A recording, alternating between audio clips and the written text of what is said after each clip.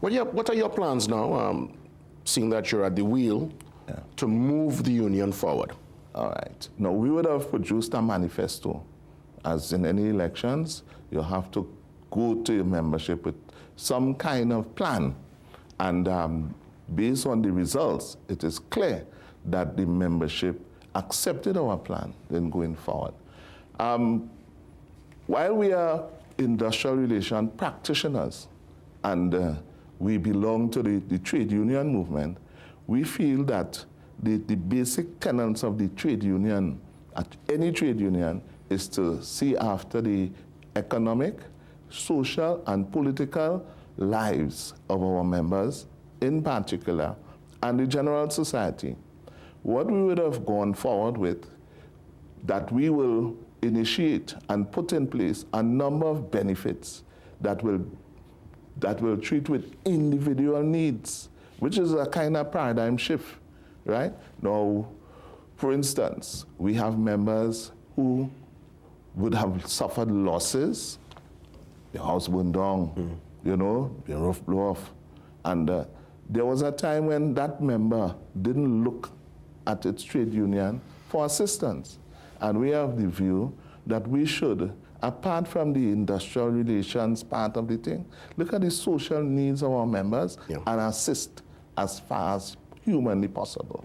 Yes? So some of those, there are several. I will leave a copy of my manifesto with you, but there are several things that, so we have workers who would be on suspension without pay in some instances. Why a union can't assist you while you're suffering that? Yes. Be your brothers and sisters keeper in that regard. Amen. Let me ask you, when we consider what you just mentioned, and I want to go back really to the audit you're going to do, and please let us know when you get the results of the audit.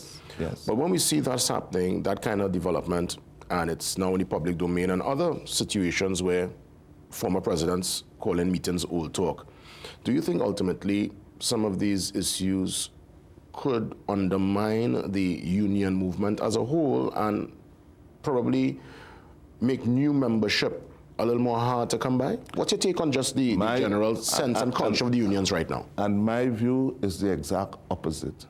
I believe that when people recognize that there are people who are serious about transparency in any organization, in spite of the fact that it may seem, you know, as some people say, you're washing your dirty linens in public and so on.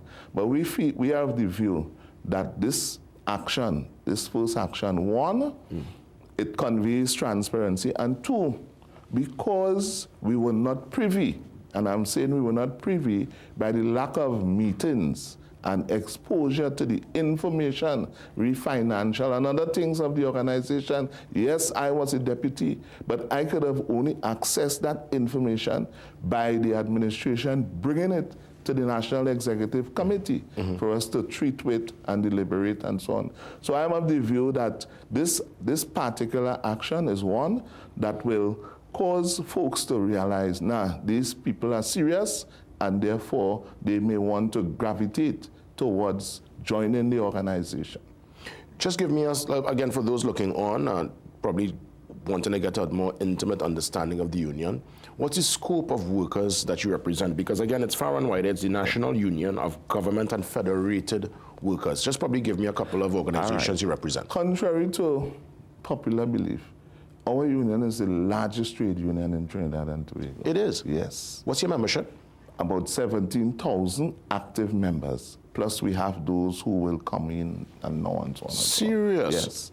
So it's a secret that, you know, we don't boast, but it is there.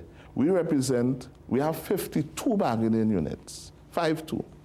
And our largest bargaining unit is the daily rated workers who are engaged in central and local government and the Tobago House of Assembly.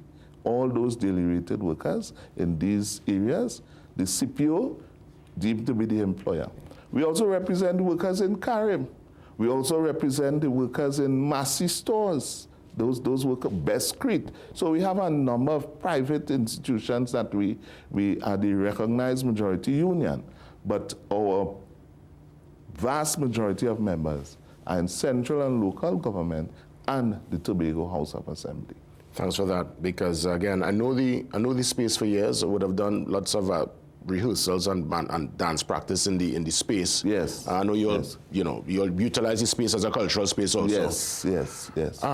But again, just a chance as we look to wrap things up, so you could again just send a message to those you represent, and more so your leadership team as to the legacy that you want to create in the next 4 years, and if you're given an extension beyond the 4. Go right ahead. And I'm saying that I want again to thank my members for reposing that confidence in me and my team, and we are not set out to disappoint you. As I said in my interview when we were inaugurated, that we want to achieve 100% of what we have promised. It will be a challenge, we understand that. It will not be an easy road, but we also anticipated that, but we are committed. We are committed to deliver and make the NUGFW the talk of the tongue, make the NUGFW the envy of the trade unions in Trinidad and Tobago by virtue of how we would transform trade unionism as far as getting direct benefits to our members outside of the traditional negotiations and the industrial relations arena. Comrade Christopher Streete, President General. Thank you, my brother. Yes, indeed, and congratulations. Thank you so much. We heard it there. We got the exclusive from the President General of the NUGFW, and he'll keep us in the loop. We'll, of course, keep the conversation open so he could give us all latest developments, all the latest via his union. Let's take that pause. We come back around. Much more to go on this Friday, 1st of November, 2024. See you soon.